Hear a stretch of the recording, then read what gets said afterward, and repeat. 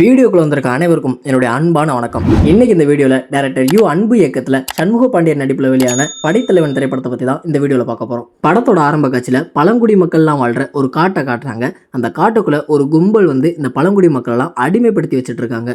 இந்த மக்கள் யாராவது அவனை எதிர்த்து கேள்வி கேட்டாலோ இல்ல அவனுக்கு எதிராக ஏதாவது பண்ணாலோ ஊர் மத்தியில மக்கள் எல்லாருக்கும் முன்னாடியும் அவனை தூக்குல போட்டுறான். இதை பார்க்கும்போது எப்படி இருந்துச்சுன்னா, இந்த புலி படத்துல இந்த வேதாளங்கள்லாம் அந்த காட்டு மக்கள் கிட்ட எப்படி நடந்துக்கிறோமோ அதே மாதிரி தான் இருந்துச்சு. அடுத்ததா தமிழ்நாடு கேரளா பார்டர்ல இருக்கிற ஒரு சின்ன கிராமத்துல சண்முக பாண்டியன் அவரோட குடும்பத்தோட வாழ்ந்துட்டு இருக்காரு.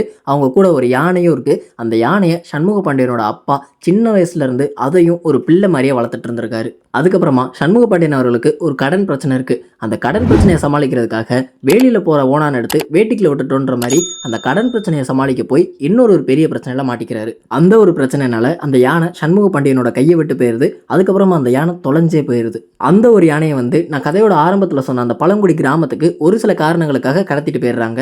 அந்த ஒரு யானையை சண்முக பாண்டியன் அவர்கள் தேடி கண்டுபிடிச்சாரா இல்லையா, மீட்டு கொண்டு வந்தாரா இல்லையான்றதான் இந்த படத்தோட கதை. இந்த படத்துல சண்முக பாண்டியன் அவர்களுடைய நடிப்பை தவிர மற்ற எல்லாருடைய நடிப்புமே 5 ரூபாய்க்கு நடிக்க சொன்னா 50 ரூபாய்க்கு நடிச்சு ஓவர் ஆக்டிங் பண்ண மாதிரி தான் இருந்துச்சு. முக்கியமா சண்முக பாண்டியனோட அப்பா கேரக்டர்ல வர ஒருத்தர் நிறைய இடங்கள்ல ஓவர் ஆக்டிங் பண்ணி வச்சிருந்தாரு. படத்தோட கதை ஒரே நேர்கோட்டில் டிராவல் ஆகிற மாதிரி தான் இருந்தது. முக்கியமா செகண்ட் ஹாஃப்ல ஒரு சில சீன்ஸ் இப்படிதான் நடக்க போகுதுன்னு நம்மளே ப்ரெடிக்ட் பண்ற மாதிரி தான் இருந்துச்சு. இந்த படத்துல சண்முக பாண்டியனோட தலையை கொண்டு வரவனுக்கு தலையெழுத்தே மாறப்போகுது, அந்த அளவுக்கு படம் கொடுத்துருக்காங்கன்ற மாதிரிலாம் ஒரு சில சீன்ஸ் வரும். அதை யார் பண்ண சொன்னாங்க, ஏன் பண்ண சொன்னாங்க, எதுக்கு பண்ண சொன்னாங்கன்னு கடைசி வரைக்கும் ஆடியன்ஸ்க்கு கன்வே பண்ணாமே விட்டுருப்பாங்க. அதுக்கப்புறமா படத்துல ஒரு சில விஷயங்கள் லாஜிக்கே இல்லாத மாதிரி இருந்துச்சு. முனிஷ்காந்த் அவர்களுடைய கனவுல ஒரு யானை வரும். அதுக்கப்புறம் ஒரு சில காட்சிகளுக்கு அப்புறம் அப்பா அவங்க கனவுல வந்த யானையை நான் அந்த ஆத்துங்கிற கிட்ட பார்த்தேன் அப்படின்னு அவருடைய பொண்ணு சொல்லுவாங்க. பொதுவாகவே காடுனா நூற்றுக்கணக்கான யானைகள் இருக்கதான் செய்யும். அது எப்படி அவர் கனவுல வந்த யானை இந்த யானை தானே அவங்க எப்படி கேரண்டியா சொன்னாங்கன்னு தான் தெரியல. அடுத்ததா சண்முக பாண்டியன் அவர்கள் அந்த யானையை தேடி அந்த காட்டுக்குள்ள போகும்போது ஒரு சண்டை காட்சி ஒன்று வரும்.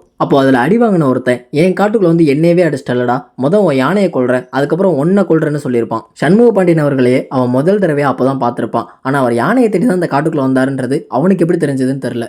அதுக்கப்புறமா படத்தோட விஎஃப்எக்ஸை பற்றி பார்த்தோம்னா ரொம்ப ரொம்ப மோசமாக பண்ணியிருந்தாங்க. சாதாரணமாக இன்ஸ்டாகிராமில் வீடியோ போடுறவங்க கூட ஏஐ யூஸ் பண்ணி கேப்டன் அவர்களை ரியாலிஸ்டிக்காகவும் தத்ரூபமாகவும் அப்படியே கொண்டு வராங்க. ஆனால் நீங்கள் இவ்வளோ பட்ஜெட் போட்டு எடுத்து கேப்டன் அவர்களை ஒரு பொம்மை மாதிரி ஆக்கிட்டீங்களே. அவர் எப்படி இருந்தாலும் இங்கே கேப்டன் தான். அவரை ஸ்க்ரீனில் பார்த்தா மட்டும் போதும்னு அவரோட காட்சிகள் வரும்போது தேட்டரில் வரவேற்பு பயங்கரமாக இருந்துச்சு. இந்த படத்தை பற்றி ஒரே வார்த்தையில் சொல்லணும்னா, பணத்துக்காக எந்த எல்லைக்கும் போகிற ஒருத்தனுக்கும் அதே இது பாசத்துக்காக எந்த எல்லைக்கும் போகிற ஒருத்தனுக்கும் நடக்கக்கூடிய ஒரு கதை தான் இது. ஃபைனலாக இந்த படத்தின் மூலியமா நமக்கு சொல்ல வர கருத்து என்னன்னா, கடவுள் அப்படிங்கிறது மக்களோட நம்பிக்கை. ஆனால் ஒரு சிலர் அந்த கடவுள் நம்பிக்கையை மூட நம்பிக்கை ஆக்கி வியாபாரமாக்க ஆரம்பிச்சிட்டாங்க.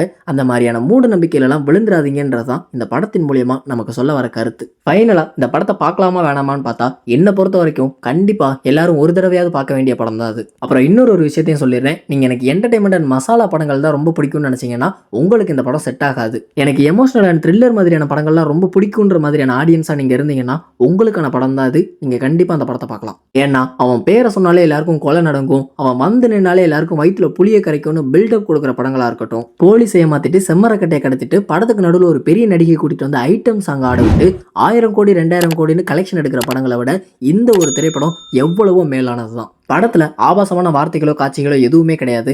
கதைக்கு என்ன தேவையோ அதை மட்டுமே வச்சு படத்தை கொண்டு போயிருக்காங்க. ஸோ சின்ன பசங்கள்ல இருந்து பெரியவங்க வரைக்கும் எல்லாருமே பார்க்கக்கூடிய ஒரு படம் தான் அது. உங்களுக்கு பிடிச்சிருந்துச்சுன்னா ஃபேமிலியோட போய் இந்த திரைப்படத்தை பாருங்க.